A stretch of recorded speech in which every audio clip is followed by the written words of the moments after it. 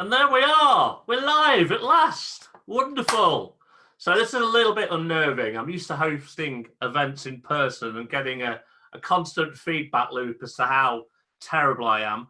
I've also got the worst, messiest office in the world. So I've gone for the green screen option today. I don't actually have this graffiti on my wall behind me at home. A quick shout out then to those in chat. Can you hear me, guys, before we kick off? So, firstly, welcome everyone to the first virtual Onboard London event. I'm really excited to be hosting this and to be bringing to you some amazing speakers. More on that shortly. First things first, it's time for a bit of a shameless plug.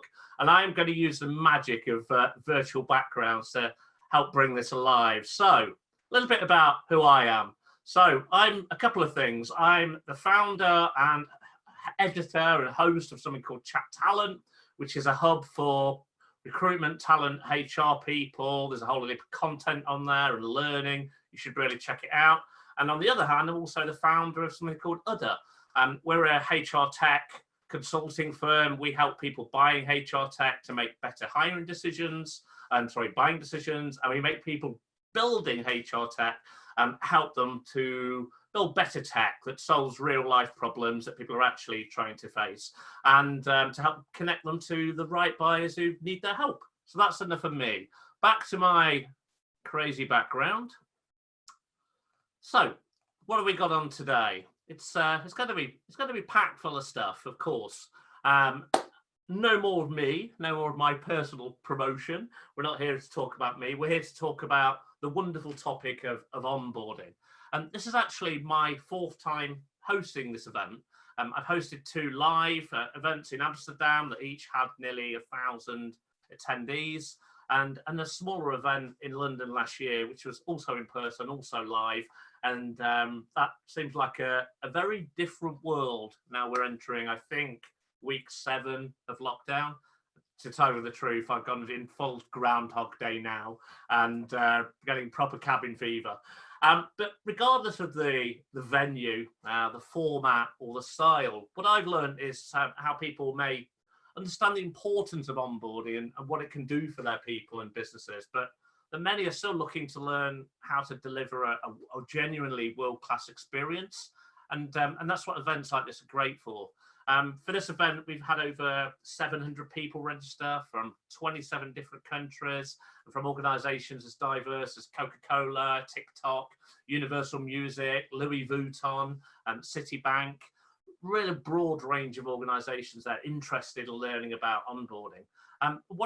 Whichever way you look at it, onboarding is a hot topic, and rightly so. It can be the difference between your employee's success and their failure. Done properly, you can greatly heighten an individual's feeling of engagement, accelerate their sense of belonging, reduce the amount of time it takes them to hit peak performance. Done badly, you get the opposite of all of those things. And most organizations don't want the opposite. They do want the positive that comes out of it. But the challenge, of course, is learning how to do onboarding well, which is what these events are all about. So let's take a look at what we've got on today. I'm going to do some more magic now. I did have a PowerPoint slide to share, but if I can avoid that, I will. So I'm going to a little shifty to the side. So today we have coming up, we have Mo from Amazon talking about onboarding at scale. We have Merline from the OPCW, more on that later. He'll be talking about reboarding.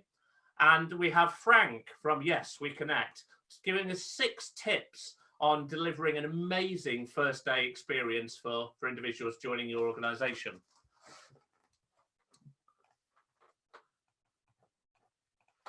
And I think what's really interesting is, again, the diversity of those businesses. We're bringing something different. They're bringing something unique. They're all going through different challenges and how they tackle onboarding. But universally, they're delivering a great experience in a very, very different style. And we'll close off with me at the end of the day talking about how wonderful today's been, no doubt, how you need to make sure that you attend next week's session or something along those lines. I also wanted to mention our event partners for today. So they've been really supportive. Yes, We Connect being one of those. They've been really supportive in making sure The content we deliver today is of the highest standard. By the way, they didn't approve this approach that I've just gone through. Call me a rebel. We've also got Personio supporting us. They're one of our speaker partners. They're on next week's session. They're going to bring to life their own journey of going from 3 employees to 300 in less than 3 years. That's just incredible. And we'll learn from them about the importance of efficient recruiting and, of course, about successful onboarding. And where indeed would any onboard event be, virtual or in person, without the wonderful folk at OPCW? For those that don't know them, here's some key facts. OPCW were founded in 2012. I got to know the guys about 3 years ago, and I've loved working with them. They're listed as a top 250 scale up in the Netherlands. They're a team of 60 spread across Amsterdam, London, and Tel Aviv. They've got something like 300 customers operating across, I think it's 24, 25 different languages. 250,000 people are onboarded through OPCW each year. And as well as onboarding, which is the common term that everybody thinks of when they think OPCW, they offer pre-boarding, off-boarding, and reboarding. And onboarding, everybody's aware of. Pre-boarding probably, off-boarding not so much, but reboarding is something that's really pertinent at the moment, particularly as companies start to reboard those employees that are put on furlough because of the current crisis. Anyway, back to today. After each session, we'll do Q&A. So if you have any questions, make sure to ask these through the Q&A tool here in Zoom. It's either down here or up there, depending on what device you're sitting on and which browser. Any questions that we don't get a chance to answer, we'll either answer one-to-one by email. So if you've connected your Zoom account to your email, we'll be able to do that. If you ask your questions anonymously, that might be difficult. Or we'll follow up with an FAQ type log as well, summarizing all the questions and the answers to those questions. So if you have any technical issues, we do have some techies sitting in the chat. So I think some of you started to ask some before we kicked off, wondering why there wasn't any sound. Hopefully that one was easy to answer. It was because we haven't started, but no doubt we'll have a few other technical hiccups here and there, but the guys are all over it. So any support you need, they'll give you that. And don't worry too much about taking notes. We'll be recording every session. You'll be sent these and the presentation decks afterwards. So you'll get everything. Don't worry about scribbling furiously. Enjoy the session, enjoy the afternoon, and soak it up, so to speak.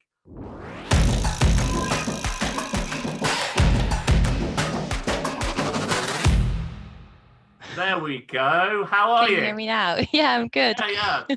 Zooming in. Yeah, good. So how's things? Yeah, all good. Busy, as expected. And at the same time, I've never expected to do a virtual event like this from, my apartment. But yeah, happy to be here, definitely. No, it should be good. I think it's an experience. I've done loads of webinars and kind of 1 hour slots here and there, but doing something back to back with 3 separate speakers, it's a new experience for me as well. So it should be good fun. And you're very fortunate that you're the first person to go. Yes, so you tend to set the standard. That's true. Well, I'll do my best, and I hope that the technical support will help me out if I get stuck. Sure, will be absolutely fine. So for those that don't know you, Mo, how long have you been in your role at Amazon for now? So I've been in my role at Amazon for, I think, almost a year. Wow, really? It's gone that quick? Yeah.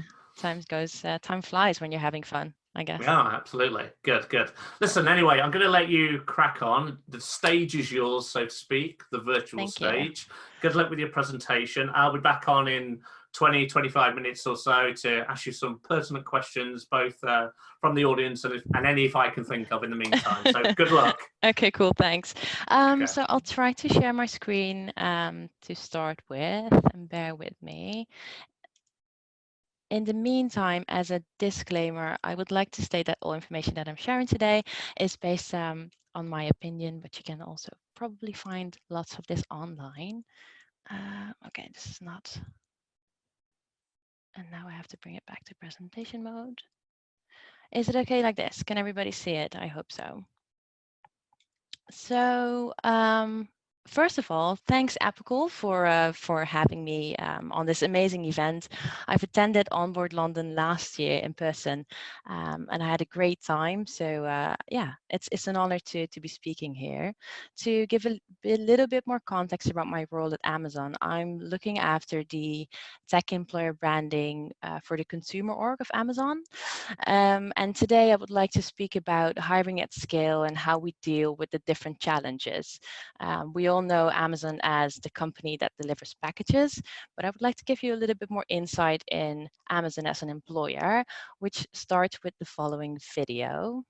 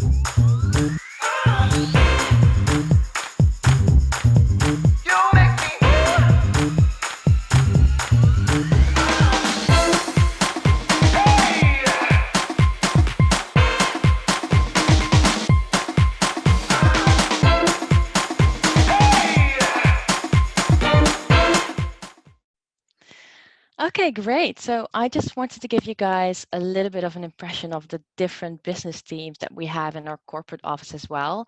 And Amazon is growing rapidly. So I'm also curious if people are aware of our growth in terms of numbers. So before I continue and tell a bit more about how we onboard and the scale, I would like to post a poll with the following question. I hope that we can get the poll up as we speak. And yes, it works. So the question is, what's Amazon's year-on-year growth in terms of hiring requirements? So I'll give you guys 10 seconds to answer. The options are 10%, 20%, or 30%. And go.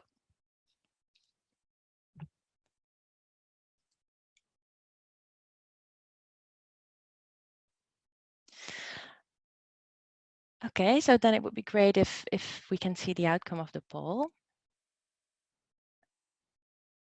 30%, great. Yeah, that's actually really in the right direction. In this slide, and I close this. And then I need to close this. In this slide, you can see the growth path of Amazon over the last 10 years. Amazon was founded 24 years ago, and it has grown from 11 employees to almost 800,000 in 2019. It's mind-blowing and expanding its activities from selling books to doing practically everything. We have an average annual growth of 37% in employees, and therefore I think you can say we're definitely onboarding at scale.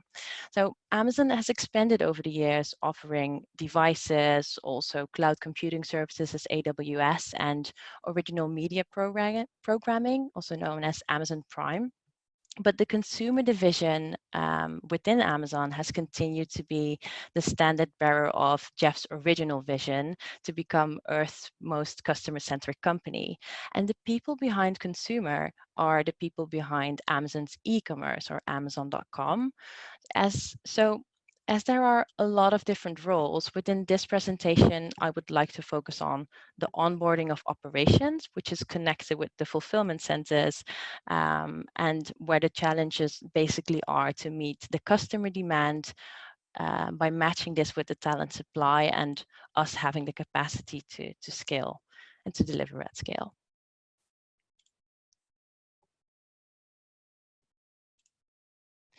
So onboarding for us begins almost as soon as a new worker is hired. I see it as standing in the queue of the supermarket. Your products are already in your basket and you know what you're going to eat tonight, only now you need to pay and prep the food at home. For most people, this is a transactional experience, but I say, why not make it more engaging? Why not play a little bit of music while cooking? And what it means if you start at Amazon is basically that you will receive an accounts with access to our learning portal, where employees can fill out their onboarding forms, they can take training courses and complete other requirements that are needed. So next to that, your hiring manager gets the tools to prepare your launch plan, which sets you up for day one. So when you arrive in the office on your first day, your photo is taken, you receive your badge, you are introduced to the team structure, and you also get local information. And your learning portal then transforms into a launch plan that shares information about the company structure, our leadership principles, and our ways of working. So recent Glassdoor research presented that organizations with a strong onboarding process improved their new hire retention by 82% and productivity by over 70%. And one of the crucial elements in getting this right is managing expectations. So it is no secret that Amazon has a constantly developing working environment. And if you're open for this, it is great because you can develop yourself quickly. And being in this situation, I found that real tips are then super helpful. So one of the things that I encountered is it is really important to identify your stakeholders, which you can do via our internal employee platform. Also important to develop yourself in being flexible, so you're able to anticipate on the quick changes around you. And I also found that Amazon is a company that facilitates personal development and growth, which means that you have a new manager sooner than you expect sometimes, which I experienced myself, but that also represents an opportunity. So offering a good quality onboarding and presenting your culture is a challenge itself. Maintaining our culture is crucial for us considering the scale of hires we have year on year. And in order to do so, we work with our 14 leadership principles from the moment that your interview starts. As an example of this, we ask senior candidates to deliver a writing example. And I want to show you guys a movie on how that works.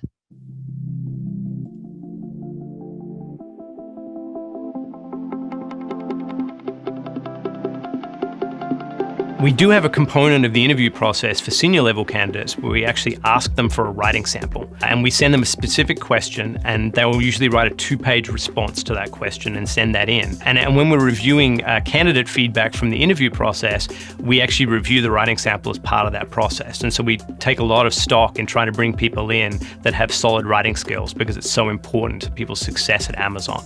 And then it doesn't stop there.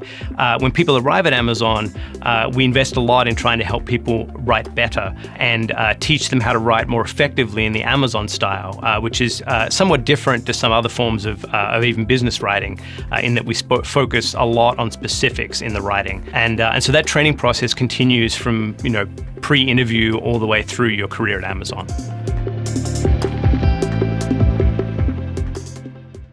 What I try to share is basically a video wherein our VP was explaining how we ask writing examples from our candidates so we can onboard them in writing in general. The reason why we do this is because writing is an important part of our meeting structure. We basically don't use PowerPoints, and by doing that, we've created a new way of working. So every meeting that we do starts with reading a memo for the first 15 minutes, and that memo creates the context for a good discussion. So the reason why the group is reading first is that we want to prevent people to bluff their way through the meeting.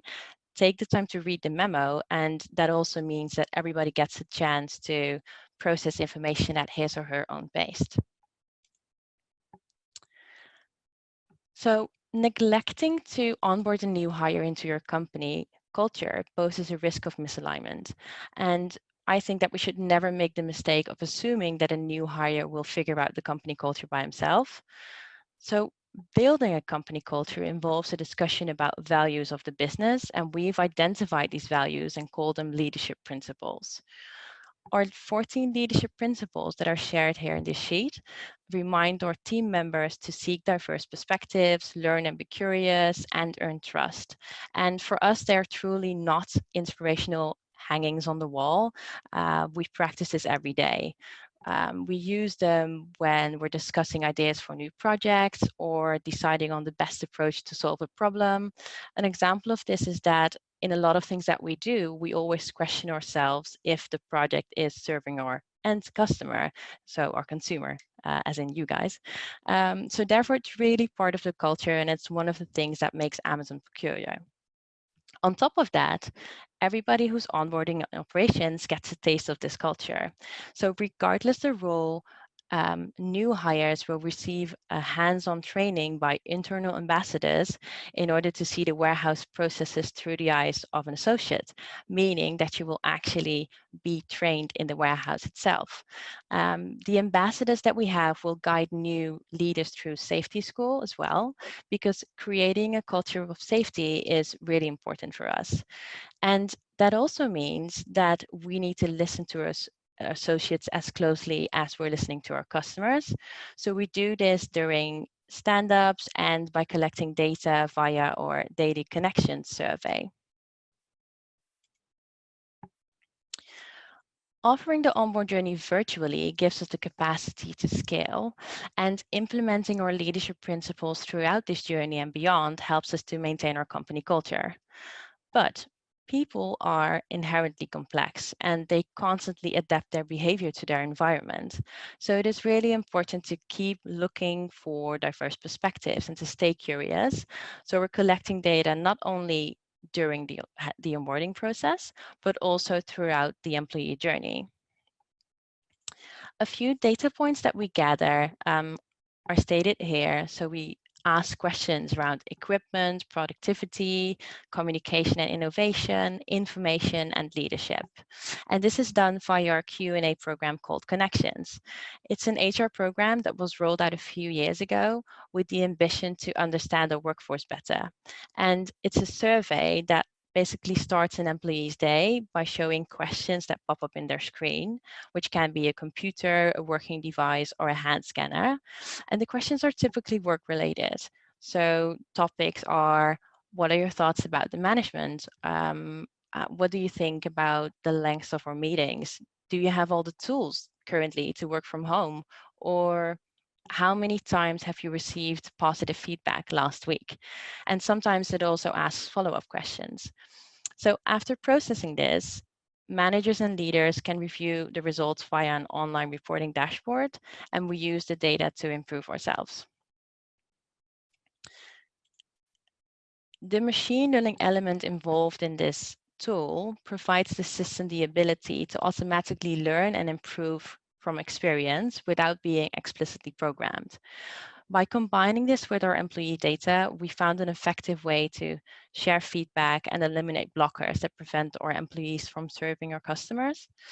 So this continuous feedback loop raised the bar on leadership and introduced a positive change at the candidate attraction process and our employee journey overall. And I would like to leave you guys with a short summary of what I've just been sharing, which are my most important key takeaways. First one is, obviously, automation enables onboarding at scale. Be realistic and manage expectations about the job.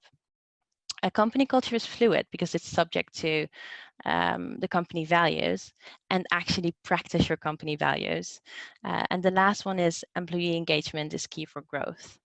So best of luck with your virtual onboarding, future onboarding steps. And back to you, Alan. Okay. I'm in the library now, Mo. Do you yeah, like it? I see that. Yeah. Lovely here. Lovely. I wish my library looked like this. It's just full of Star Wars books, really. Anyway, that was excellent. Thank you for that. Fantastic. I know we've got some questions coming through from the audience, and the AppCod guys are going to help me filter those because we've got loads, and it's difficult for me to pick from. But I had a couple that I wanted to ask you why we wait for those to come through. Sure. How does Amazon handle virtual onboarding then at the moment? How are you doing that? So we transferred, I think, the biggest part of our onboarding trainings that took place on site into a virtual training.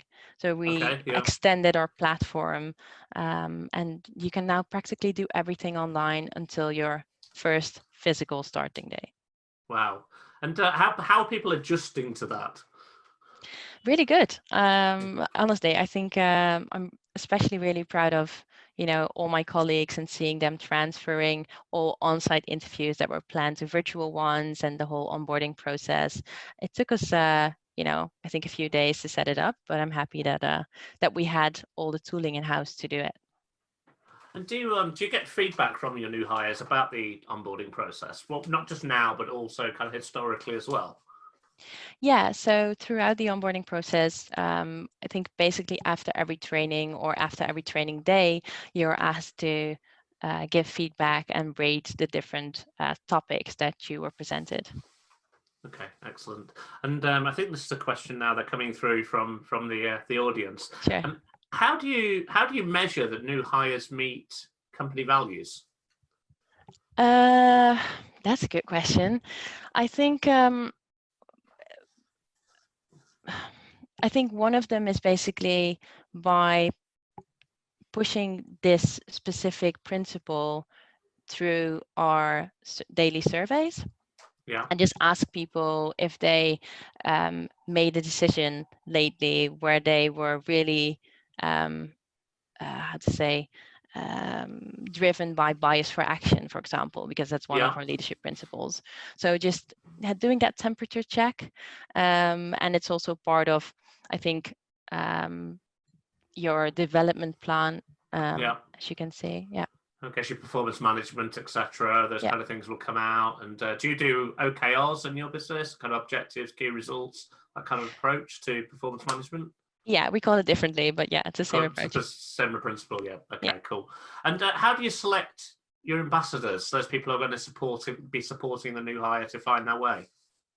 Well, most of the times they're people who are really enthusiastic about onboarding, or they're really enthusiastic about training others.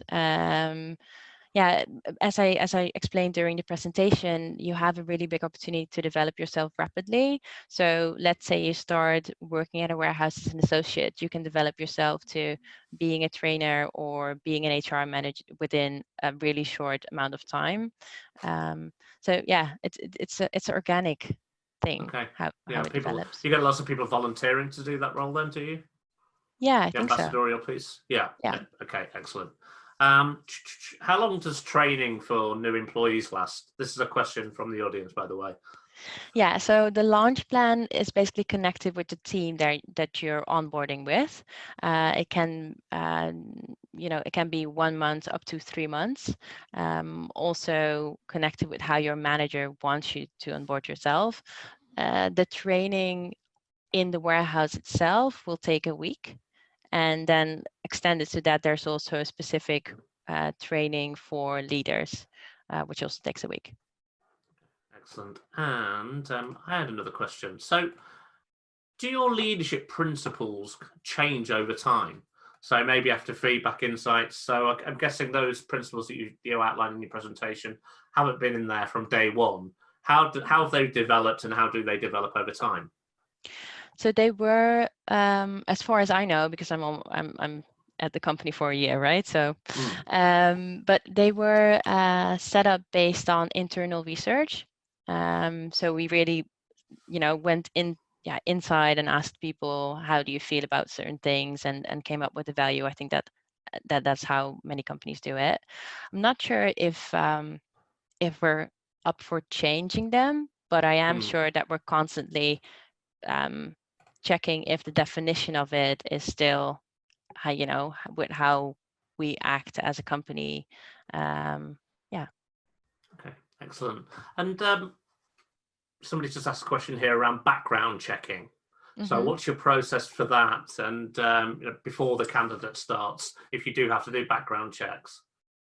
Yeah, we have several background checks, as far as I know. That also, again, it really depends on the role.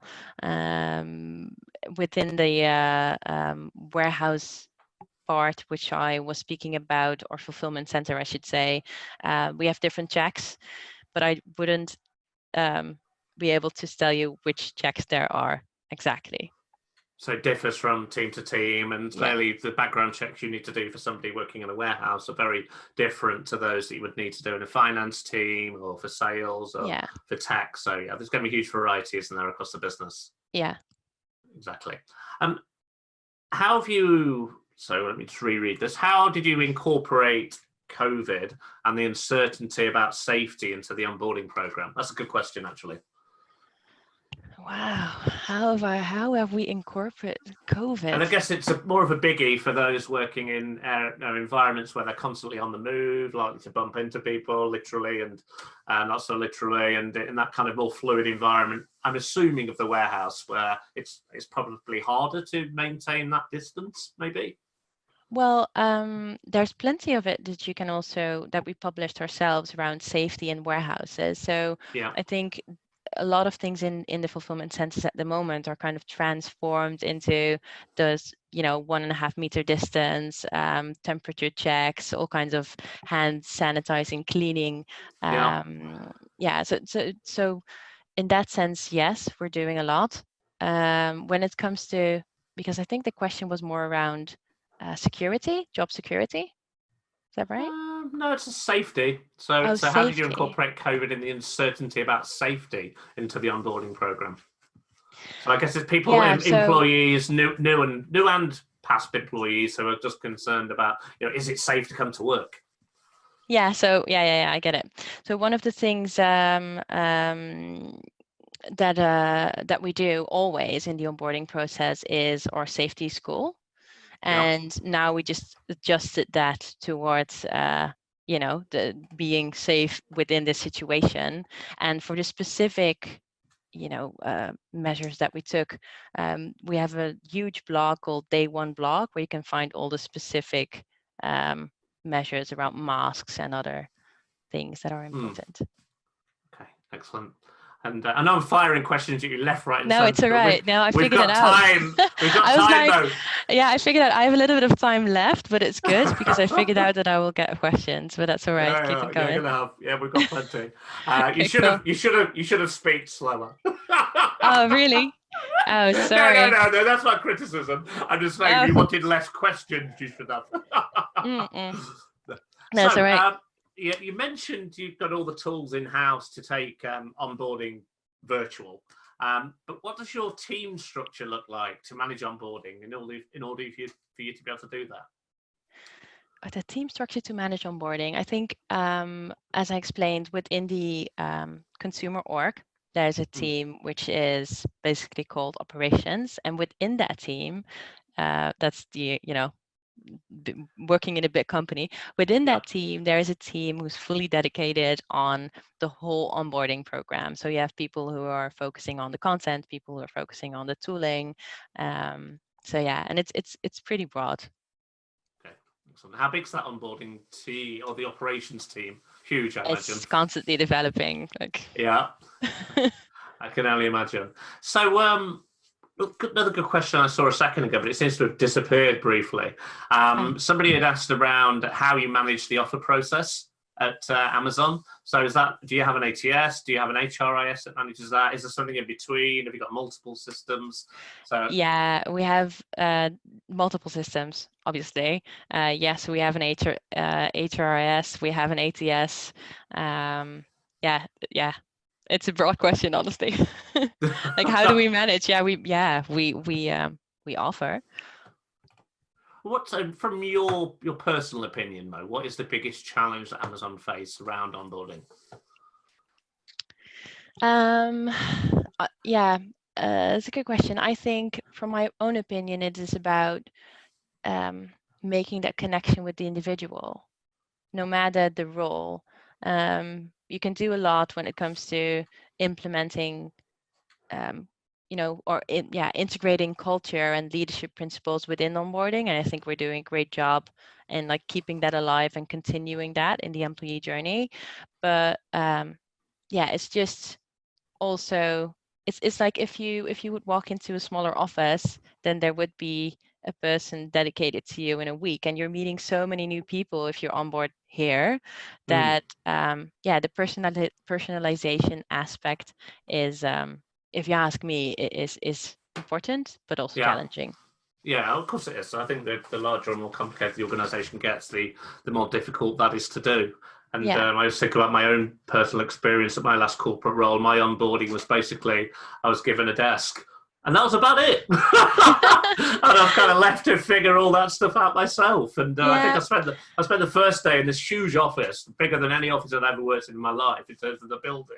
I spent about the first half day wandering around trying to find the toilet.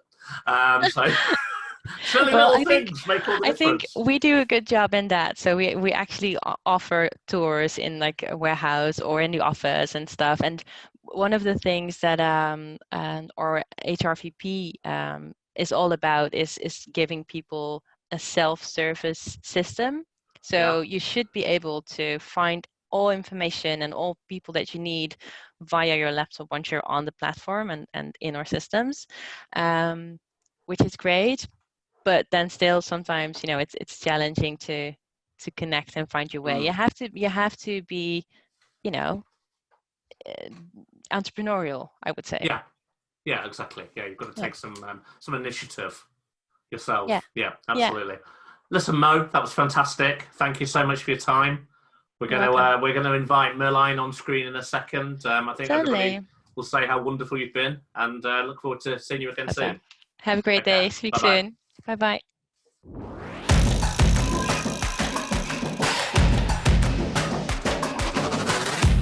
Merline, are you with us? Yep, unmuted. I am. Can you hear me, Alan? I can, yeah, loud and clear, my friend. How are you? Good, you?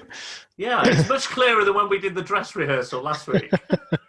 Really? Oh, yeah. Yeah, just good. a bit of improvement. So I've tried to make an effort.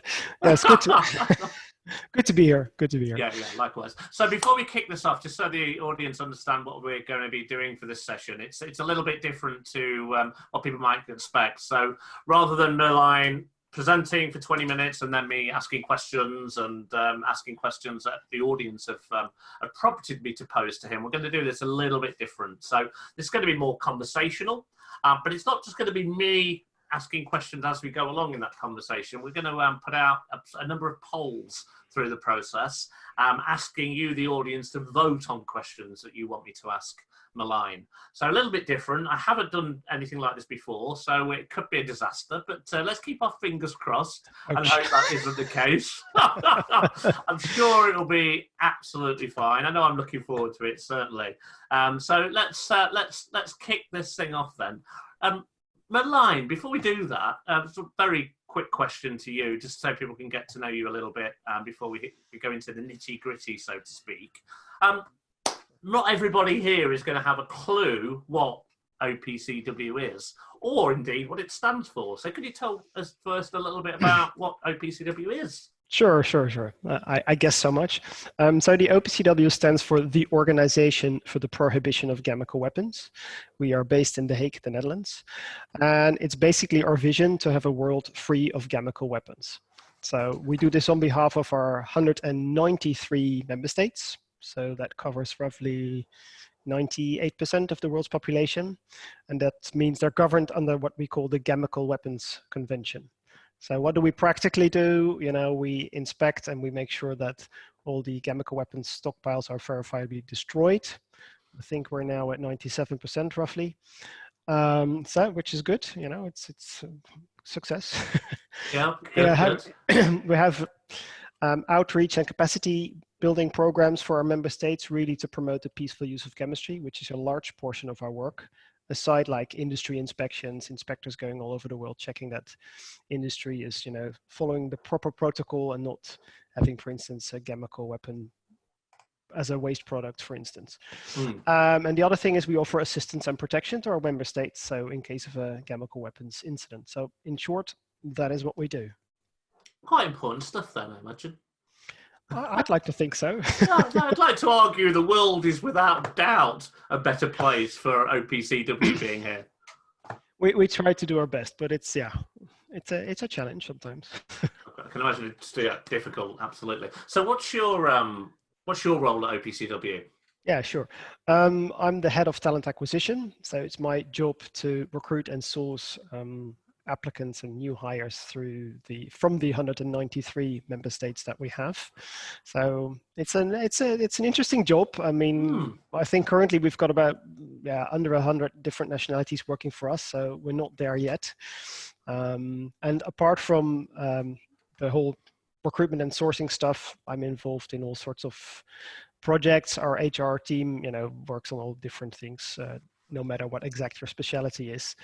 One of them, for instance, is the onboarding program, because I always like to focus on things that are to the benefit of the employee, where we can develop stuff that makes their life better. And in this case, the new hire. So we've got a team of 4 people, fairly small, that work on onboarding for the OPCW. You say that's small. How big is the overall organization? Roughly 460 staff, and then you've got your consultants and others. Yeah. Yeah, 4's a decent team, I think, for that. But your organization's so complex because it's across so many countries, isn't it? Yeah. It makes it, but it makes it interesting. It also makes the onboarding really interesting. But we'll dive into that. So. Yeah, without a doubt. So let's have the first poll up then. Let's see what question I'm going to be asking you to kick off. I know we've got 3 interesting ones to choose from. Hopefully we can see those. So some extra info about you and getting to know you, or you, Malign, or OPCW. So the question choices are: what is your professional background? What is Malign's professional background?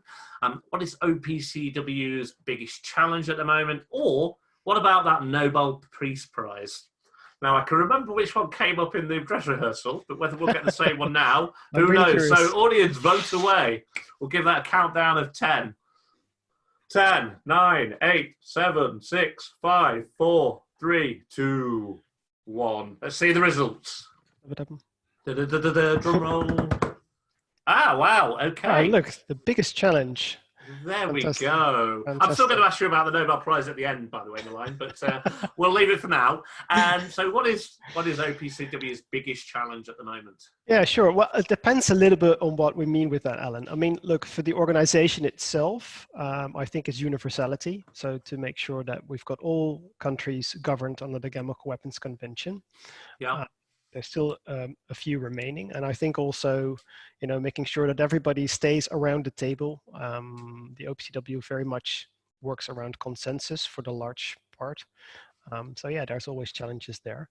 I think if we look at HR, for us, I think it's more of an issue to make sure that we service our clients the best we can and that we stay agile. I think sometimes being in a more bureaucratic environment like we are, I have to admit, that's sometimes a bit of a probably thing. For the right reason, to be fair. Yes, but it can also be, when I'm going to be honest, sometimes it's a bit frustrating. I mean, yeah, but it's there for a reason of, yeah, absolutely. So, I mean, and one of those things is having a solid and fit for purpose onboarding program, a remote onboarding program, I should say. So yeah, agility is definitely one of them. Yeah. Well, let's so now we know a little bit more about you and OPCW. Let's dive into the subject we're here for today. Can you tell me a little bit, Malign, about how truly is remote working at OPCW? Yeah. Look, under normal circumstances, we are a headquarters-based organization. So we have, of course, people going out all over the world. They travel from HQ around the globe. So you'd have to think about the inspectors, people delivering outreach and capacity building programs. So they have to be able to communicate with headquarters. But now, like I think everybody in the audience, or the majority, we're all working remotely. And admittedly, for us, this has been a bit of a challenge. We weren't fully prepared to do that. So big kudos to our IT team, to be honest, because they had to pull off something in 2 weeks to get everybody remote working, including updating systems, providing new laptops, all that sort of stuff. So now everything is 100% remote. There's always some staff going to the office, but yeah, we try to do that within all the protocol that we have under the certain COVID situation that we're in right now. In terms of onboarding, yeah, because it's done globally, it's always been 100% remote. Hence, we're also using Apical. There's only one big difference. People are hired remotely now as well, as Mo was also just explaining. Yeah, we're doing the same. So they have to start remotely. It's the whole thing. So they basically start without having physically met anybody most of the time. Yeah, absolutely. Yeah, no, they haven't. Which is an interesting thing, actually, because for us, it wasn't so straightforward. We really looked at it a case-by-case basis. So, because, sometimes, well, that's some roles you can't. We had a group of new inspectors alleged to start in May, but that's not going to happen. We deferred that to August, most likely, because they have to go through all sorts of training, physical training. So Right. yeah, that we can't, substitute that for an online training. So Yeah, there are certain roles in this world where you can't work remotely, after all, or you can't work entirely remotely, and you can't be trained entirely remotely. no, and So we've just got to be realistic, haven't we? Exactly. Yeah, sure, and that presents a challenge also for your onboarding, because you have to keep these people engaged. Yeah. Absolutely, without a doubt. So you have to keep them on. So do you onboard employees from all of those countries that we talked about?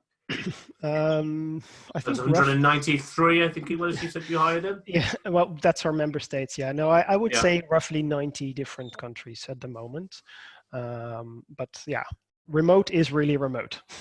Yeah, truly, absolutely. So given the diversity of the hires you're making, certainly that diversity in terms of nationalities and no doubt gender and everything else, you've got a lot of different, doing the horrible thing where you put quotes around things, people.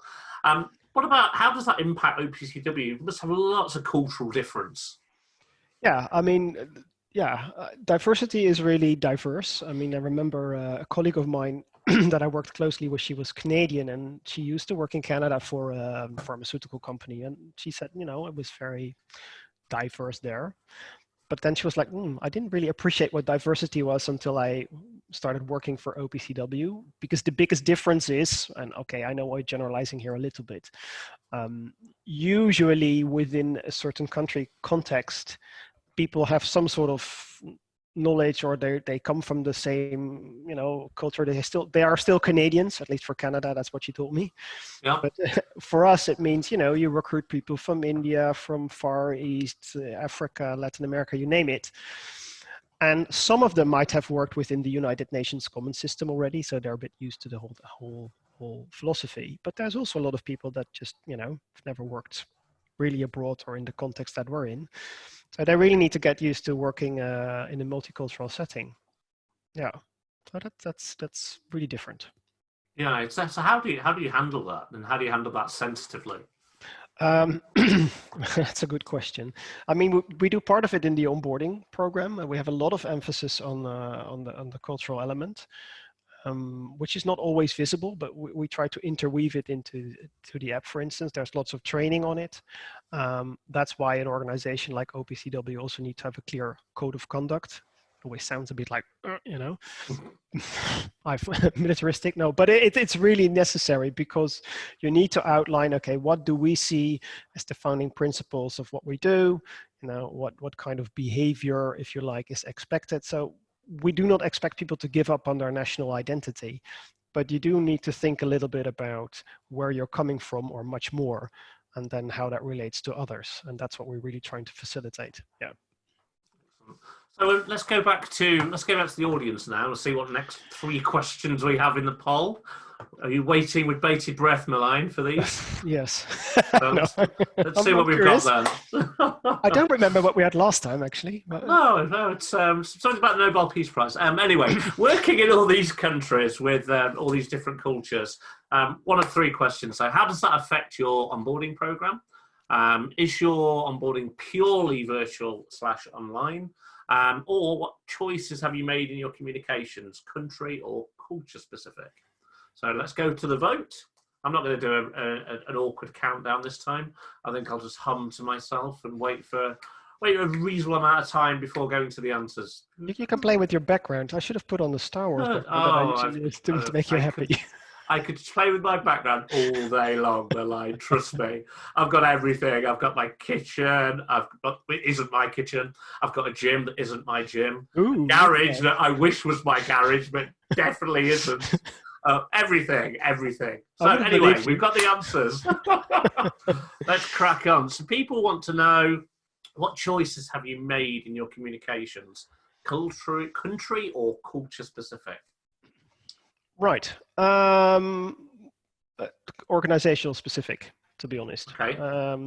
So because, whilst we have all these different cultures, we found that would be very difficult in our program to tailor it for each region. I think also because they all come to one place in The Hague at headquarters in first instance. Yeah. So for us, it was, we're going to emphasize on the organizational culture, or we do, and we try to make sure, okay, well, we had to ask ourselves our question, okay, what is this culture now? What are the common values that we have? I just mentioned the code of conduct, so that's one of those things. So that's really what we focus on. Yeah. Okay, and that's. Do you find many people push back against kind of being aligned to an organizational culture rather than a culture that they're used to? Not so much, actually, to be honest. Okay. No, I think that works pretty well because look, I think for a lot of people, it's a conscious choice that they want to work for an international organization. So admittedly, I think you'll find people that want to work for you that are more attuned to doing this anyway. I mean, Yeah. And of course, there's still a selection process. So would you run into anything that, you think is not really appropriate? More likely not to make it to the finale. Yeah, exactly. So, exactly. Yeah. So that's really interesting. The reason we invited you on, of course, is that I know that you've recently changed your onboarding program, and you told me before that you needed to fix it, but I'm curious to hear what you thought needed fixing. Yeah, sure. Well, at first, I mean, it was a few years back already. Things tend to go a bit slowly on our end.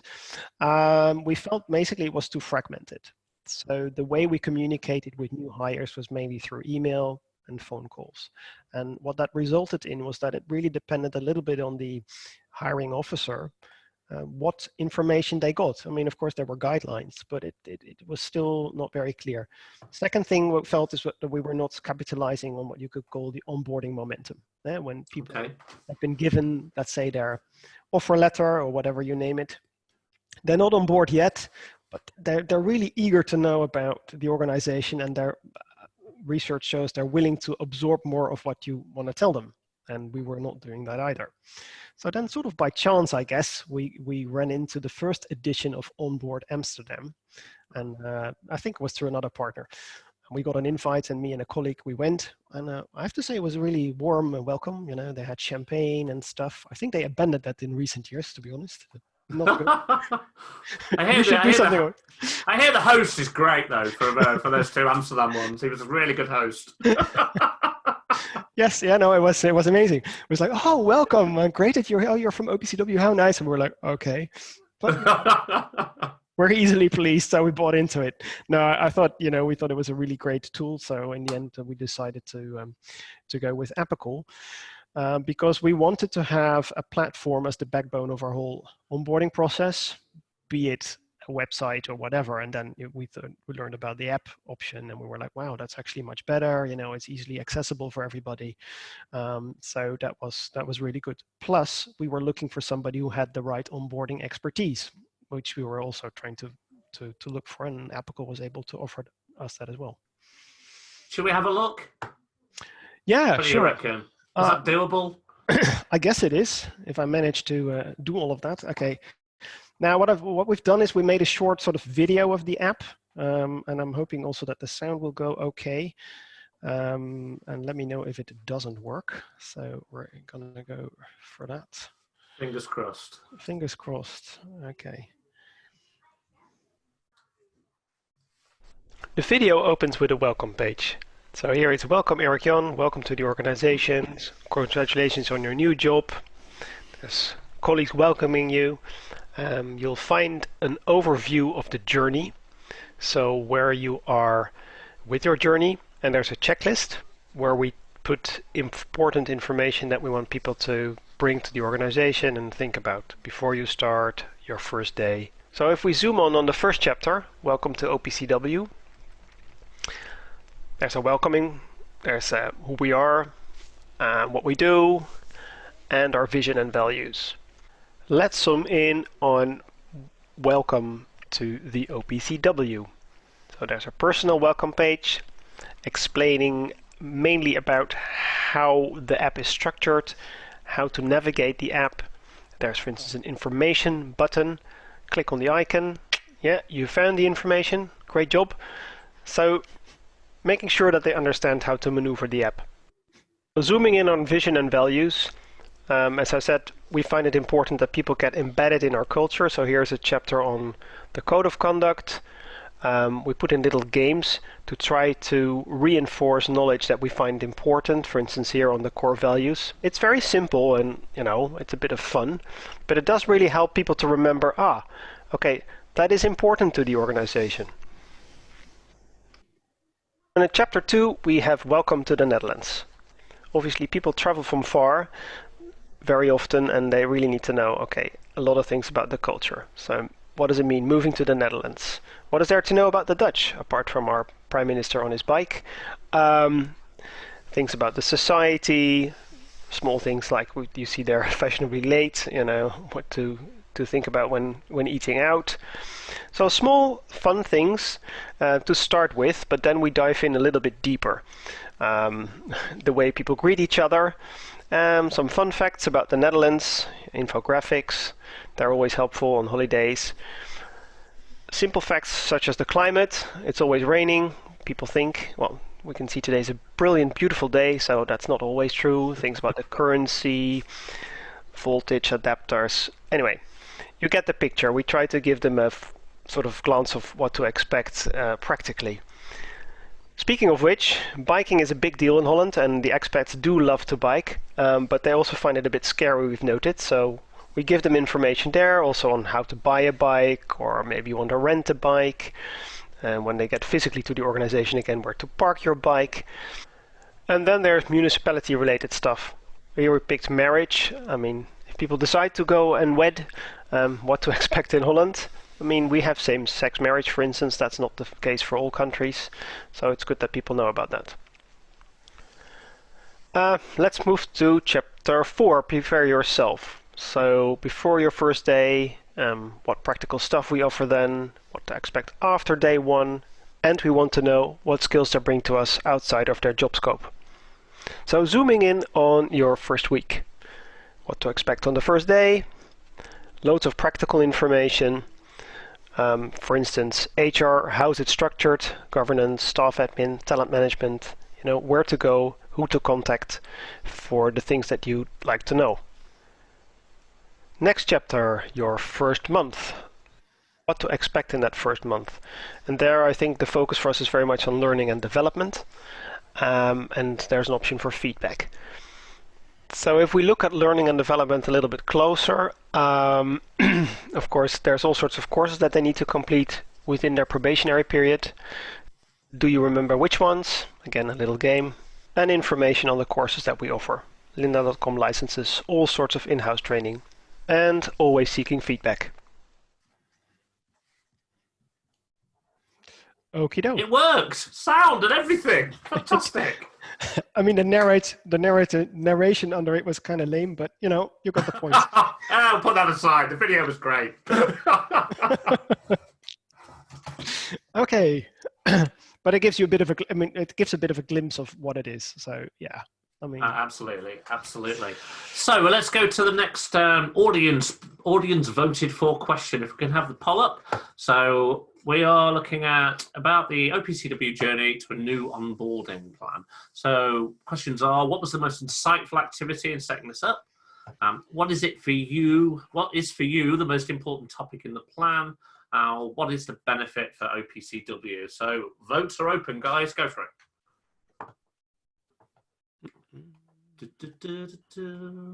What are you doing after this, Maline? Well, I'm going to watch the next presentation. Yeah, good. Obviously. Yeah. And tonight, I don't know. Rocked up for your own slot, then. No. Right, the votes are in. So what was the most insightful activity in setting this up? 52%, the vast majority. Okay. I think that was mapping out the journey. And what I mean with that is, we really wanted to be more clear on what the journey was going to be like. So what we did with Epical, we did a sort of a game. It was a mapping game. So there were all sorts of cards that had, basic stuff that you would do in an onboarding program, plus a lot of blank cards. And it sort of really helped us to think, so A, how do we want to structure it? B, what other sort of information do we want to put in there? And C, how do we want to communicate it? And building this very clear journey helped us a lot to make it really clear for us. And also because you have a tool, you can track more easily at the back end where people are in the process, because there is also a clear journey process. And I think it also helps setting people's expectations. I think Mo spoke about that earlier in her presentation. Expectation is important. People need to know what they're getting themselves into. So I think that really helped as well. So really the journey and building that was a huge help. And then we still had to build it. Yes, I mean. Did you, as you were going through that building the journey out, did you come across things that you were surprised by in terms of kind of forgetting that those things happened as part of onboarding? Well, I think that was actually more in relation to stuff related to the Netherlands, because I think before that we gave people all sorts of links, to the municipality. There's a special expat desk, and we have expats, and that kind of stuff. But then, really thinking, oh, look, it's important you saw it in the video, it looked a bit, funny perhaps that you have these small things about the weather and this and that. But you find out through surveys that people find that really important. Easy links to schools. What is it like? What kind of options do you have? Structuring, well, the nitty-gritty of things were more important than I thought they were going to be. We used to have a big overview, and then you think, oh, that's it. But then the challenge is, obviously, if I can add, how do you do this in an app? Because we come from a place where we like to tell everything. When we've decided to communicate, we communicate a lot, but that doesn't work in an app. So we tried there to keep the communication simple and also using simple language. But then having links or other ways that people can then dive deeper should they wish to. So you leave the drilling down and finding out more information to the individual if they need that, want it, have a desire to do it. Because a lot of people don't. They're happy to skirt over the surface of things, aren't they? And I think I know enough, and if I need to know more, I will find out eventually one day. But, yes, sure. And communicate the core information. What is it that you want to communicate? You saw the little games. I mean, I can sort of re-emphasize on that information, and then they can dive deeper if they want to. Yeah. Excellent. Let's do one last poll, because we've got about 5 or 6 minutes before we finish. So choices here are: how do your employees respond to your program? What are your biggest challenges currently, or how are managers involved? So let's go to the vote. We should also ask that question, Meline. What about the Nobel Peace Prize? Just while we're waiting for the answers to come in. You really want to know? Yeah, I do. It's not often that I meet somebody who's worked for an organisation who won the Nobel Prize. Come on, we need to ask you. Okay, sure. No, we won the Nobel Peace Prize in 2013 for the extensive efforts eliminating chemical weapons. Because as I said before, the Chemical Weapons Convention is the most successful disarmament treaty, and that was being recognized. At the same time, and this is the unfortunate side of things, in Syria there was a lot of, there was a re-emergence of chemical weapons. So I think also the Nobel Committee really wanted to sort of encourage and recognize the importance of this disarmament of weapons of mass destruction. And to be honest, for us, it really came as a surprise. We had no clue. I mean, let's say the regular employee, I guess, maybe the CEO, we call it the Director General, knew something.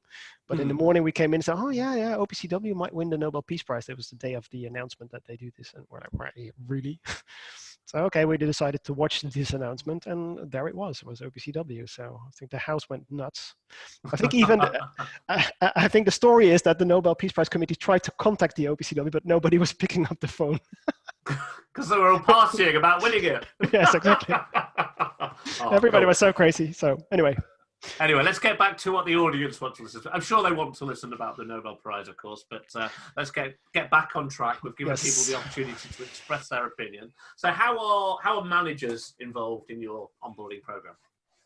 Yeah, managers basically communicate more on the work content. So what we do, we really try to divide these two things. So HR is really responsible for the whole onboarding process, and the managers, they have to work on the content of the role that the individual and the team that they're going to work in. So we rely on them, or we try to encourage them to sort of introduce them to the team and making sure that those things happen smoothly. Now, having said that, that is a challenge. I mean, some people are naturally good at it, and others, they need a little bit more encouragement. So I would be lying if I said, oh, we're already there. I think right now we're thinking about making more of a protocol, some guidelines for people, for managers, to help them a little bit better, especially if you have these ones that are, have to stay, let's say, in the waiting room because we can't onboard, let them start remotely, they have to wait. Because normally you run into people, right, in the office, and now you don't. One thing I like about Google, I think I read that they, for instance, 24 hours before the new hire starts, they send an email to the manager.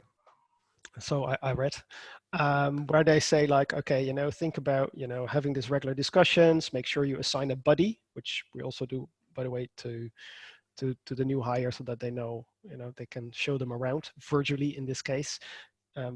Maybe also organize virtual coffees and stuff, because I think also in this remote time, what we do, for instance, every day we check in with the broader team. So not only my smaller team, but the broader team, and we chit chat about all sorts of things, the barbecue, the tennis, which I might be playing shortly again, which is great.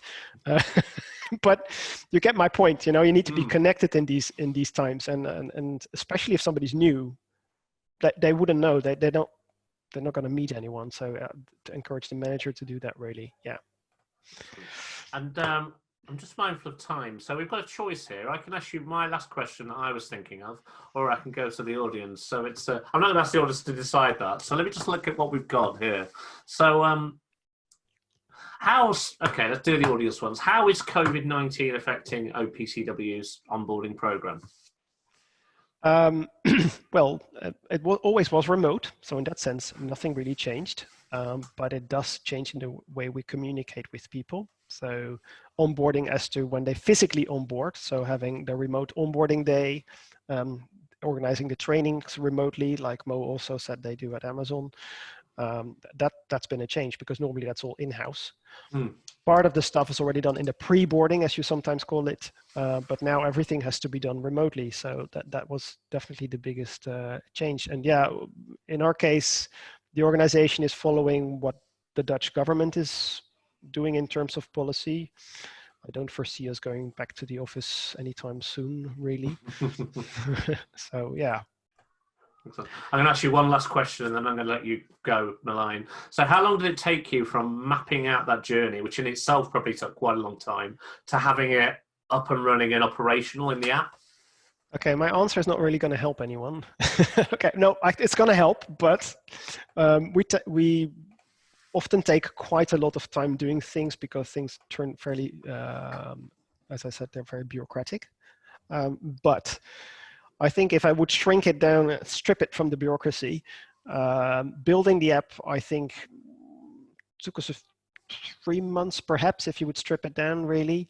And then we were able to go live fairly quickly within a few months. But in reality, it took longer because of all sorts of negotiations and stuff that we needed to do. I think the biggest issue is, and that's maybe more interesting for people, you really have to dedicate your time doing it. Dedicate time. And that was our challenge, because in the beginning you do it and you're at the office, and yeah, that doesn't work. So what I decided to do is go to a bar somewhere, which we cannot do right now, but we did. And schedule days to just work on it, and that really helped. Excellent, excellent. Marlijn, thank you so much for your time. I think I could have chatted to you for another half an hour. Loads of questions coming through from the audience as well, so we will get back to everybody with answers on those, but I'm going to let you escape, Marlijn. Thank you very much. That's no problem. Really enjoyed doing it. Nice talking to you, Alan, and take care. You too. Great to meet you. Ciao, Take ciao. care. Bye-bye. Bye-bye.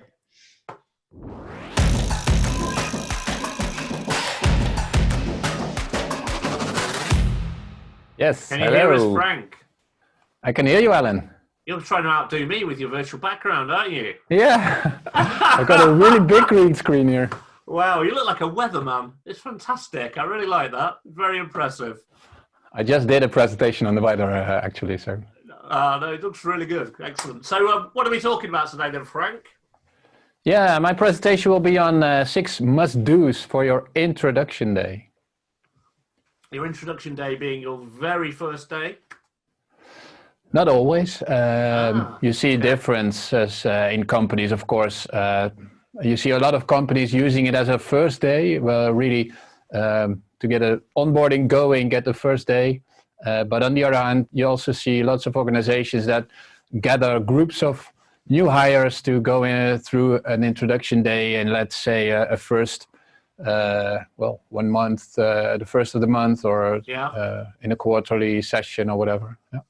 Excellent. Well, listen, I'm going to let you crack on and do your thing, and I'll look forward to coming back in about 20 minutes or so and firing some questions at you, Frank. Good luck. Thank you, Alan.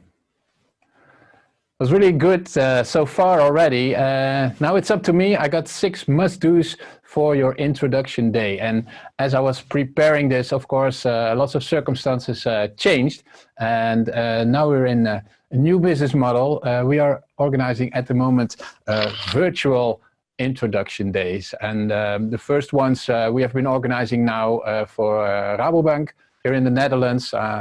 Talking to you from Utrecht in the Netherlands, and working on these virtual introduction days is really interesting. A lot of things that I wanted to talk to you about that I already prepared are still valid, but on the other hand, there are also some other insights. So I'm going to take you through this one. 6 must-dos for your introduction day. On one hand, it's about live sessions. On the other hand, I will also tell you a bit more about how to do it virtually. A bit more about myself. My name is Frank Phillips, and my company's name is Yes We Connect. I founded it together with Muriel. You see her standing next to me on this side, my better half. We are partners in life and in business, so we do everything together. We work together with a group of 10 people as the heart of the organization, and then when we do sessions, it's sometimes up to 20 people or different sessions. So that's the size of our company. Not so big, but we work for big organizations like, as I said, Rabobank and others, accountancy firms, etc. Here you see me in my free time. I like to run a lot. That's really something I picked up a couple of years ago. It's really good fun, stresses me, relieves my stress. I like to do it a lot. And on the other hand, you see what I also like to do. That's celebrating Carnival with the family, everybody together, dressing up funny. But yeah, it's a bit of an awkward situation. I'm a man of live sessions, so I always like to get some feedback from people. Now I don't get any feedback so far.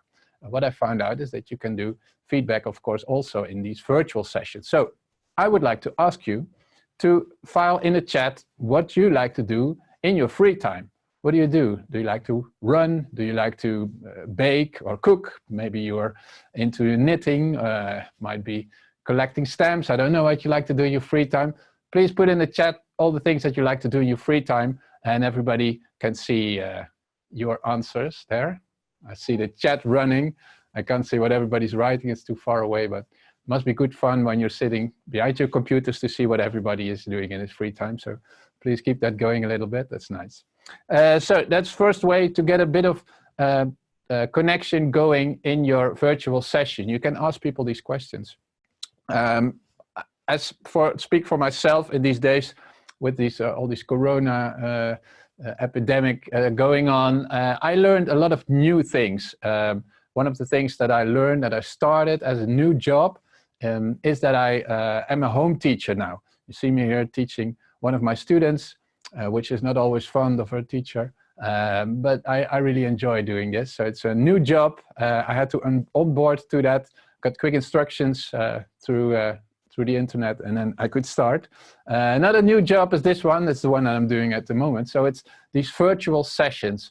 It's really good fun, and I really like to do this as well. And in these virtual sessions, we had to find out a lot of things, how to get that across, how to get the connection across, because that's really what we like to do, connect people. And that's, I think, very important in an onboarding process, to really get connections going between people.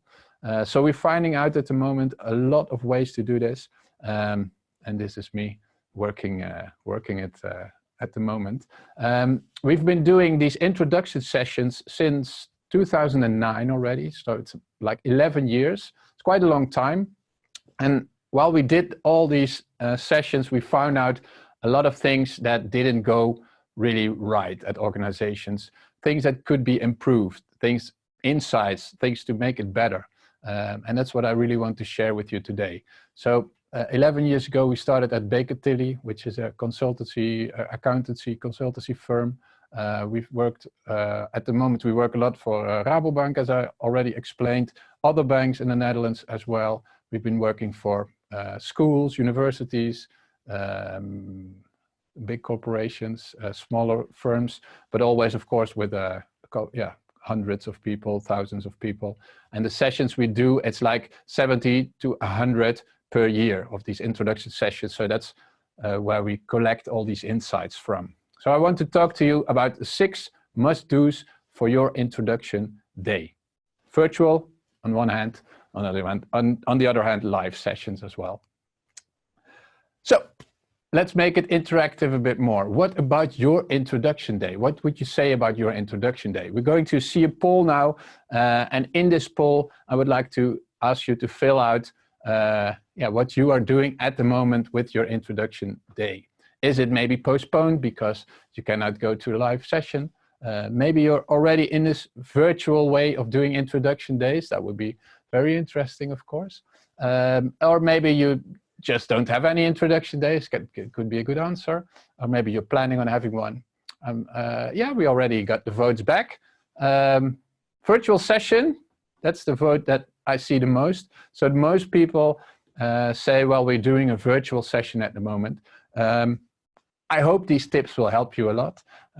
Let's see what they are. The first one, the first tip I want to give to you, it's very, very, very important tip. And it's always about why would you organize an introduction day? Why would you do that? Do you want to push information across? Do you want to give people information about your organization? Or do you want to make people connect? Obviously, that would be my answer. Connect with each other, but also connect with your organization strategy, with your organization structure, maybe with the roots of your organization. At the moment, we've gone through an evolution with Rabobank because we did already their introduction day, and now we're doing it online, virtual. And when we were doing this, we found out that it had to be more compact. It had to be done in less time because people cannot give that much attention over a long stretch of time. So you have to make it more compact. And what we also found out is that we had to make it more to the point even, because coming together, there's a lot of time, a lot of slack time to communicate with each other, but this has to be more compact, has to be smarter. So we brought it back to networking, telling them and having them experience about the roots of the bank, and also having them connect to the strategy and the roots by explaining what they want to put in, what they want to deliver to Rabobank. So that's in the end what was left of the program, and it's a 2-hour program. People like it a lot, and that's what we are doing at the moment. So bring in this networking element, bring in touching with the culture, with the roots of the organization, and also trying to find out what you can contribute to the organization. So that's what we made it of there. Coming to this second tip I brought for you, it is people before plan. People before plan. Lots of introduction days are all about contents and all about the plans of the organization, the things that you need to know. But if you put the people first, if you put the people at the heart, at the center of the introduction day that you're organizing, you're going to think it through really differently. And it's, of course, obviously very, very important to put people first because you want to welcome those people, don't you? You want to welcome them. You don't want to push your information. You want to welcome people. There's no onboarding design session that says which information should we push to our people. All these onboarding design sessions are about how can we welcome these new hires. So put them first so that they feel welcome. They feel welcomed because there is attention for them and what they want to bring into your organization, what they know and who they are as a person. Okay, first one. So how can you do this? I brought with me our virtual assistant to get the conversation going and to learn more about people. So this is the thing I want to show you. This is Koen. It's a Dutch name. Koen, written with a C. And what it stands for is a conversation engine. So Koen is a conversation engine. What he can do is get people to talk about interesting things, ask them interesting questions. Okay, let's try this one. And of course, there will come up a question. A question will come up soon. And I want to ask you to put in the chat the answer that you want to give to this question. Here goes Koen. Press his nose, and what happens, you see two icons, and these icons stand for one of the questions. I'm in the front of it now. What was the last thing you did for the first time? Really on topic, I think. What was the last thing you did for the first time? What did you want to do lately for the first time? I cannot read the chat at the moment, but obviously this must be good fun when you're sitting at home reading all these chat messages of people answering to the question, what was the last thing you did for the first time?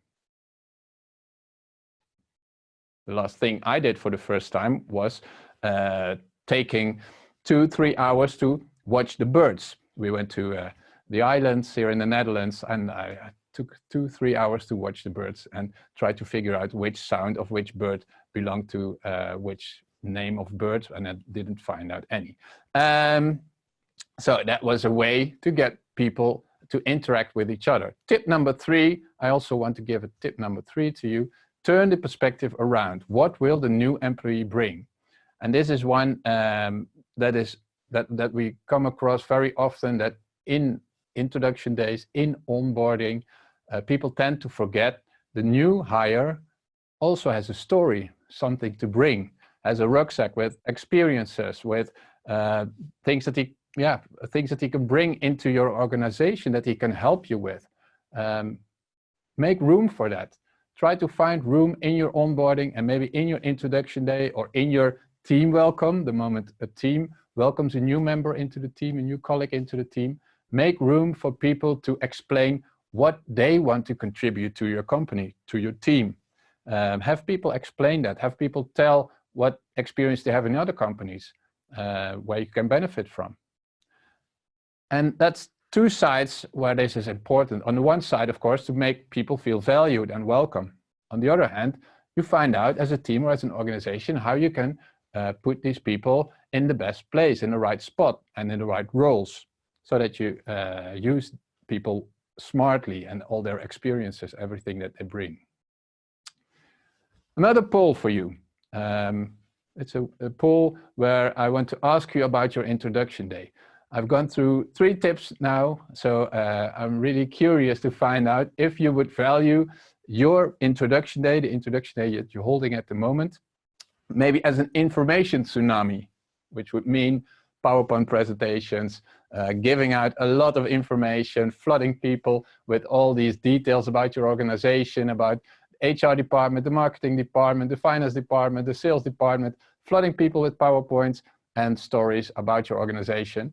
That would be my typical view on an information tsunami. So I'm really interested in hearing what you have to say to this. I made a Beaufort scale so that you can put in the information tsunami as you would. I'm seeing the response to the poll at the moment. The tsunami is not elected the most, but the high winds, stormy weather. So I think you see that your introduction day, you see your introduction day as an information flood over people, and you might make it more interactive, put people first, and get that interaction going. So tip number 4, how to do this: throw out the information, put that into those great apps that you just saw. Apical is a perfect app for putting in information. That's great. You can also put it in other platforms. It's perfect to put your information on other places, and don't have that in your introduction day. Use your introduction day for interactions. What kind of interactions? All are good, but you can do quizzes. You can do other kinds of gamification formats. One thing that I really like, an evolution that we made in the program that we do for Baker Tilly, 11 years now. The evolution, the last one that we made was to put in a challenge. So the groups of new hires, they have to pitch at the end of the introduction day, they have to pitch to the CEO a story where they try to win a customer for Baker Tilly. So they have to present their team, but they also have to present Baker Tilly. So they have to know what they have to present, what values Baker Tilly stands for, how it is organized, etc., etc. And all this information is given in an information market, in breakout sessions. So people are running through all these sessions, finding all their information, collecting it, gathering it, and then they give it back to the CEO, who is very fond of this session, of course, because on one hand, sometimes he learns new stuff, and on the other hand, he sees what new hires he's getting into his company. Very interactive format and really good fun as well. Number 5, be open to fresh perspective. Very important as well. People are coming into your company. They come from another experience, from another work, from another company. We have one CEO coming into the session, at the end of the session, walks into the session and asks every new hire, about 20 in these sessions, asks every new hire, what do you want to bring from your previous job to us? Interesting question, think about it. It's very interesting because what he hears is all these insights from his competitors. Most people come from competitors, so he gets insights from the backside of how competitors are organized, what they are doing smartly. And on the other hand, people feel really valued, and they like to explain, of course, what they want to get in their new jobs, and they can improve their internal organization with it. So 3 wins in 1. Be open to these perspectives, but this requests a really different mindset than people normally have. You have to be open, you have to be ready to listen and and really welcome these fresh perspectives. Sometimes this goes wrong, and then the effect is the other way around, of course. So be open to the fresh perspectives. Last one, the number 6 must do, make it fun and welcoming. It's an open door, of course, but on the other hand, very interesting. And if you think about this, what can you do? Be welcoming, warm welcome on arrival. We not only do this in live sessions, be welcoming, but you can also do this in an online session. In this session, the door was closed until everybody was ready, and then you could come into the online event. What we like to do in introduction sessions is be ready quarter of an hour, half an hour before, and have people already drop into the session, have a chit chat with each other, start networking, and have people really feel welcome already in advance before the event starts. Nice event space. We are in a really good space at the moment. We are in the Zoom session. I like that a lot. Some organizations don't allow the use of Zoom, so you have to go to MS Teams or other systems. But all these spaces can be tailor-made and can be made good fun. I will show you a next picture, this one. You see how we turned this Zoom session, no, this is a team session, I think, how we turned it into a really welcoming and fun atmosphere as well. And communicate your culture. You need to do that as well. You do that by making the right choices. If you are a really competitive organization, have your sessions in a sports stadium, for example. If you are doing it for the good, if your organization stands for doing everything for the good, go to an environment in the woods or whatever. Try to find things that really communicate with the culture and try to get that in your introduction day as well. So quickly, I want to show you a movie that we made of how we set up an introduction day. A couple of elements you will see here. It is 1 minute 20. I hope it will run really smoothly all over the world. And we will show it to you now. Or dedicated employees with so much potential. But how do you maximize that? It all starts with connection. Take Hugo, for example. This is his first day on the job. Hugo's a morning person. He's modest and he likes to cook. At his last job, he gained a lot of experience in project management. Or look at Vincent. He's been here for years. He's creative and can't live without coffee. Vincent has a lot of trouble managing projects. If only he knew his new colleague, Hugo. Yes, We Connect helps connect employees to each other and to the ambition of the organization. Each colleague first creates a profile by answering questions about themselves. These profiles form the groundwork for the event. The programs and tools from Yes, We Connect make getting to know each other fun and easy. You're placed in a team where everybody has at least one trait in common. And you and your team play the quiz with questions based on all the profiles. Using the match machines, you'll discover things you do and don't have in common with your colleagues. Being connected gives more energy to work together towards the ambition of the organisation. Welcome to the new connected world. The organisations that stand out are the ones that ensure their people can find each other easily and create better collaborative results. Yes, we connect.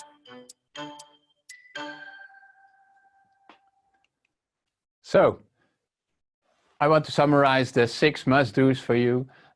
First one being to really check what your goal is that you want to achieve. What do you want to do in the introduction day, and what do you want to do in other elements of your onboarding plan? What do you want to do in your introduction day? Think about that really well. Put the people at the heart of the program before the plans and the content of your stories. Turn the perspective around. Ask people what they are bringing into your organization. Give them room for that. Information, throw that out. Interaction, put that in. Be open to the fresh perspectives of people. That's really interesting. I just explained it's a 3-win for everybody. Make it fun and welcoming. That's the number 6. So these are the 6 must-dos for your virtual introduction day. It is more or less the same virtually and live, but in the nuance, there are lots of differences, of course. I put some information on this website.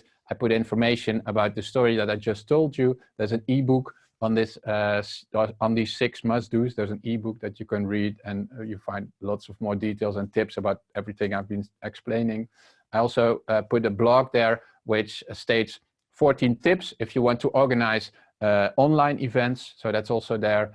You find links to the program, and you even find a link to an ROI calculator that we use to calculate the ROI of good onboardings and introduction days.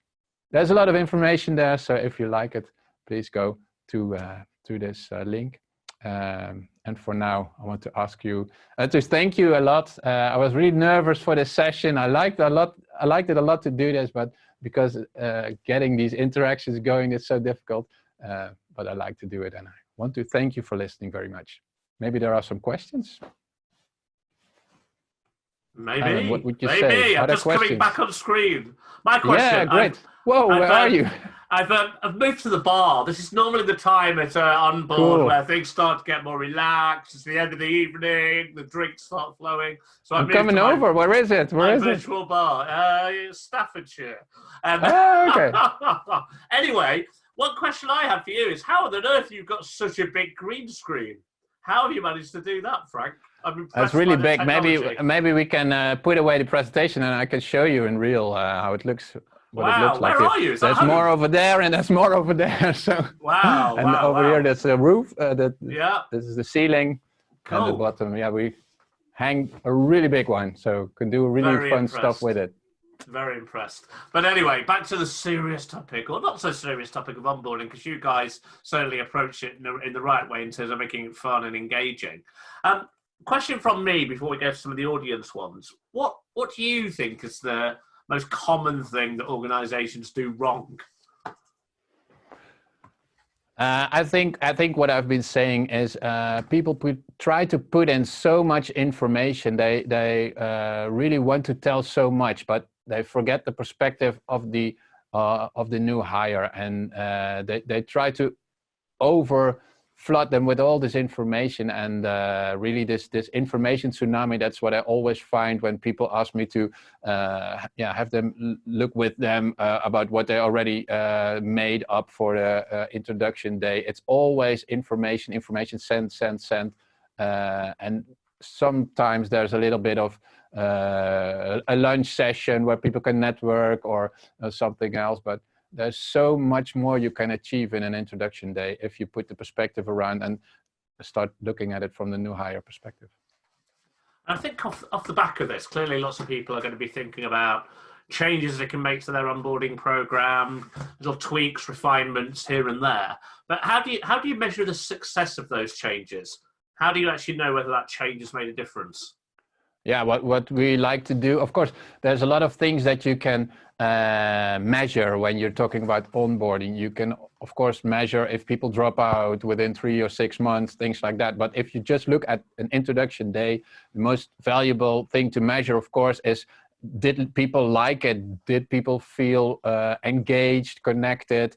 So questions like that, we like to put them in questionnaires and put them out to the new hires. So ask them, do you feel more connected now? Do you feel more engaged? Things like that. So really go back to the experience of the onboardee, the new hire. Excellent. And how? This is a really good question, actually. How do you do a virtual event with 100 people attending? Yeah, that's a good one. We have been doing that now, so we know a little bit how to do it. And of course, live sessions are, we've been doing that for 15, 20 years, so it's a lot easier for us. And now we're finding out how this works. But you can still do a lot of good things. So bring people all together like we are doing at the moment. But you can also do breakout sessions, bring people in smaller groups into breakouts. There you can do a quick round of getting introductions going. Use the Koen app, for example, get people to answer these questions. So you can make groups of, like in Zoom, that's a good size, is 8, of course. Sometimes we put in a moderator as well. So the moderator keeps conversations going. We put in all kinds of fun elements, quizzes, things like that. But you can also dive deeper, which is also interesting. There are so many things that you can do in an online and virtual session that you cannot do in a live session. So we also found out that you can do really nice things with audio clips. Get people to listen to an audio clip and start writing about everything that they have in their rucksack, everything that they can bring in to the company.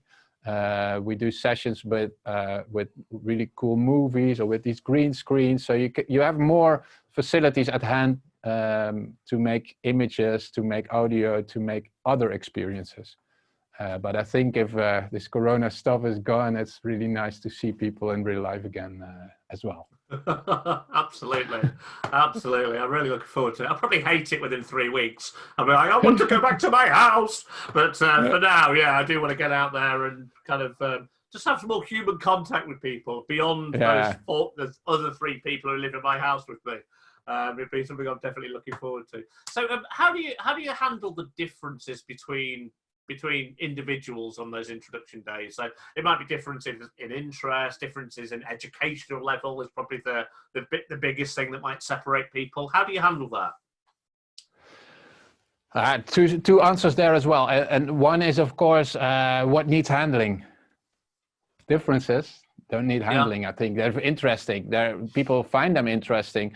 Lots of organizations seek this to show their new hires, to bring in their directors, to bring in staffers, to bring in work people, everybody together. So everybody gets to know everybody, because it's very important in an organization that you know all these different roles and people that you have, and that you have to communicate with everybody. So it is very important to just let that happen. And on the other hand, you can also always think about having different sessions for different groups of people. Sometimes you make an introduction day, like a morning is a session where everybody attends, and then in the afternoon there are breakouts for different roles or different levels. So you can build on those elements. But I really like putting everybody together. We're doing this at Rabobank as well, and I really love that. People coming in from the highest of levels, from board members to people that sit on the telephone and just talk about mortgages, etc., and have them all talk together. That's really good for an organization, I think.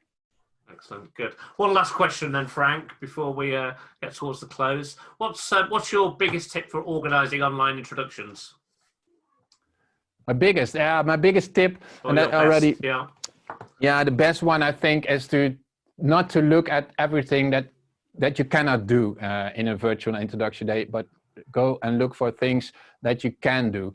And there are other things that you can do in a virtual session that you cannot do live. Try to look for them and still keep looking for those moments to connect with each other. So definitely use these breakouts that you have in Zoom, but also in Teams and so many other systems that you can use and platforms. Try to look for the ways to subdivide people into smaller groups so that you can have a real chat. Excellent. Frank, again, so much for your time, my friend. Great to see you again. Thank you. I'm going to let you go now. Right, guys. So, well, that's pretty much time for it, really. We are done. Hopefully you enjoyed those three speakers. We had Mo at the beginning talking about onboarding in an organization like Amazon, which is unique, of course. And then actually almost equally unique, but for different reasons, we had Milan talking about onboarding remotely in an organization like OPCW. And Frank, you listened to for the last 20 minutes. You're not going to forget what he talked about, but his tips around building that amazing experience, I think were fantastic. So a big thank you to all those guys. I just wanted to let you all know that all of those sessions, the presentations, etc., will be shared after the next session, which is on the 14th of May. So I'm going to quickly tell you a little bit about that. With the wonders of the old green screen again. So, moving aside, we have speakers from Personio, HP, and Join Talent, again, all talking around topics of onboarding or very closely related to onboarding.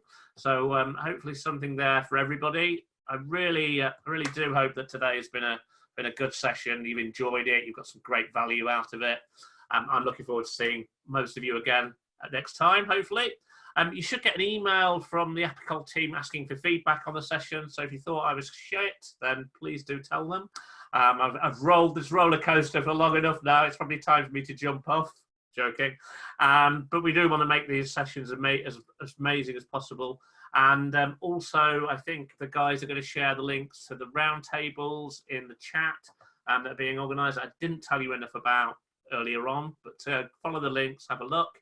Big thanks to our partners, Personio and Yes We Connect. And a big thank you from me again for coming along. I've had a ball and really enjoyed it. Cheers, guys.